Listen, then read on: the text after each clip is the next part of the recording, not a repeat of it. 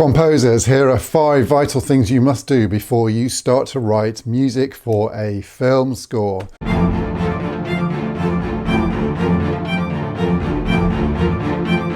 Number 1, yes, you're completely tempted to just get stuck in, straight in there, get writing, fire up that DAW.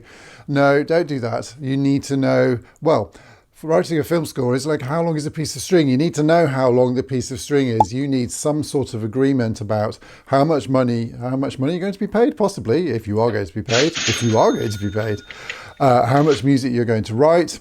Most importantly, when that music is going to be delivered or what the expectation is on that. And also some sort of idea about what your expectation of revisions is. This is really, really important within that particular timeline. Are you happy for your producer or director to give you 45,000 revisions for each cue that you write? Or are you going to have like a 3 revisions only policy or what? It's entirely up to you. It's all to do with setting parameters before you even start. You need to know where the goalposts are before you can shoot the goal in. Watch the film. Now, that's an obvious thing to say, isn't it? But first of all, watch it like a viewer. So it's obviously going to have no music with it, but watch it from an emotional point of view, from the viewer's point of view, all the way through. Don't make any notes. Just watch it. Get an idea of the sense of it. What's your feeling on the film? How does it feel to watch? What's your sense of it? What do you come away remembering? 10 minutes later, what are the things that stick out in your mind? After you've done that, it's really, really important that you get to absolutely intimately know every little corner of that film. You need to know how the characters interact. You need to know where the storyline goes, what the underlying story is. Get a sense for yourself of what the characters are thinking or feeling, or what you think the director is trying to convey in each scene in the film. But get to know it so that you can literally run it through in your mind. You need to know the film intimately, be it a tiny little short or a full-length feature. You need to intimately know that film before you can start writing any music for it. It's also really, really important that you have a locked picture. The temptation is to start writing to picture before you've got the locked version, and you'll no doubt see an edit before several edits before the locked picture. My recommendation is to really resist the temptation to start writing to picture before you see the locked and final version. It will inevitably change. You will inevitably spend a lot of time changing the music to fit. You might even write music for scenes that are totally cut, which is really, really annoying. And then, of course, it's always worthwhile saying to the director, okay, this is a locked picture. Is it really the locked picture? Because in my experience, I've been given a locked picture that is not a locked picture. And a week or two down the line, they've said, oh, well, we're just going to add this little bit in, and it throws the whole thing out, which is really, really annoying and really difficult from our point of view, really time consuming. So it's well worth clarifying whether or not it actually really is the final locked picture or not. The other thing before, sort of relating to that, is to make sure that make sure the sound design is done before you start writing the music. I think that is probably pretty good advice. It maybe doesn't need to be completely done, and there may well be a dialogue between the sound designer and composer. That's really, really important. But it's really not any good to sort of write the music and then add the sound design later. Either the sound design needs to be done, or there needs to be an ongoing dialogue between yourself as the composer and the sound designer before you start writing. That seems to work in terms of the best order of things. One of the very key things is to make sure that you have had a long and in-depth discussion with your director and producer about the tone of the music, what they're imagining, why they want music in the film, what it's likely to sound like.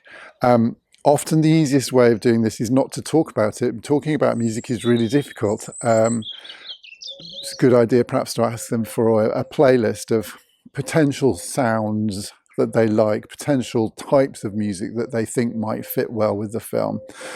You may want to go as far as asking them to put temp music to the film. That's a contentious issue. They may already have done it, in which case it might be too late. But both of those things can be useful in terms of giving you, the composer, a sense of what they are imagining in their minds. You really don't have to do something that sounds the same as that, but you might be able to do something that picks up on the mood or the emotion of what you've heard in the playlist or in the temp tracks, which is really, really important. It can be really useful after that then to create some sort of almost a bit of test music, a little suite of themes or ideas or textures or sounds, just to sort of get the flavour and the sound world of what you're looking for, and to run that past your director before you start working on things in earnest. There's nothing wrong with trying out 3 or 4 different concepts or sound world ideas and just writing a minute or 2 of music for each, just so that the director can see what you're talking about. Much better to do that than to start off and, write 20 minutes of music and find that actually that's not what they want. So trying to pin down the sound world, pin down the instrumentation, pin down the real purpose of the music, and to get the sound and the feel of things going before you even start writing to picture can be a really, really smart move. Having a spotting session. So you must have a spotting session with your producer or your director. This is vitally important. And it needs to be really, really accurate. I think in my experience, it's been a case of very often, well, okay, we'll have a bit of music here and maybe a little bit of music in this scene. It's really, really helpful to know exactly where the music is going to start, literally the time code where the music is going to start, and also where the music is going to come out. And to do that for every single scene, so you know where the music is going to be, if any, or where the music isn't going to be, and also get a really clear idea from the director, producers, or whoever you're working with about what the purpose of that music is in that particular cue, so you can write that down for each cue, know why it's there, why do we need music in this scene, what's its purpose, what is it going to do, what mood should it possibly be, what message is it giving the viewer. The spotting session really, really should be, there should be a chart for it, an Excel spreadsheet, Joy, for it, with time code down one side, the scene name and number down another column, and then notes for each scene, so that you've all got the same thing to be working from, and it can be a shared document. And actually then you can tick off what you're going to do when the music is written. You can actually write on the shared document that it's been done. Notes for revision can go across as well, and it just keeps everything really, really neat and tidy. So a shared document of the spotting session can actually form the basis of the whole sort of composing process, and the basis of communication between the composer and director and producer if need be. So there you have it, 5 things that you need to do before you start enthusiastically writing music for any film, be it a budget film, be it a no budget film that you're doing for free, be it the next Hollywood blockbuster.